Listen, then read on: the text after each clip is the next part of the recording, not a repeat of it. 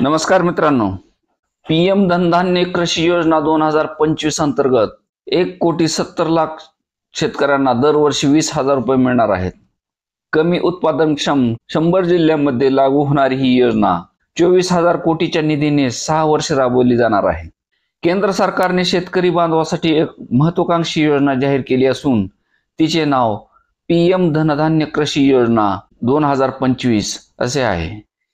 अर्थसंकल्प 2025-26 मध्ये घोषित करण्यात आलेल्या या योजनेतून देशातील कमी उत्पादनक्षम 100 जिल्ह्यातील तब्बल 1,70,00,000 शेतकऱ्यांना थेट लाभ मिळणार आहे. या योजनेसाठी सरकारने दरवर्षी 24,000 कोटी रुपयाचा निधी मंजूर केला असून पुढील 6 वर्षासाठी ही योजना अंमलात आणली जाणार आहे.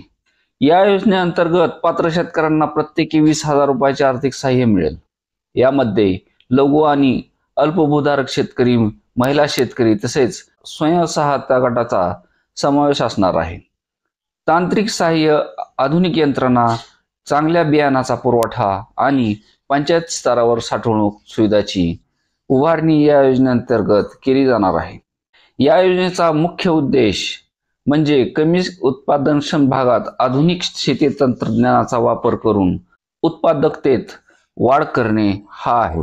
एकाच पिकावर अवलंबून न राहता पीक वैविध्याचा अवलंब करून जोखीम कमी करणे आणि पर्यावरणपूरक व जलसंवर्धन आधारित शेतीला प्रोत्साहन देणे हा मुख्य हेतू आहे. पंचायत आणि ब्लॉक स्तरावर गोदामे आणि साठवणूक केंद्रे उभारण्यात येणार असून शेतीमालाचे किमान नुकसान होईल आणि शेतकऱ्यांना चांगला बाजारभाव मिळेल यासाठी ही योजना काम करणार आहे. धन्यवाद.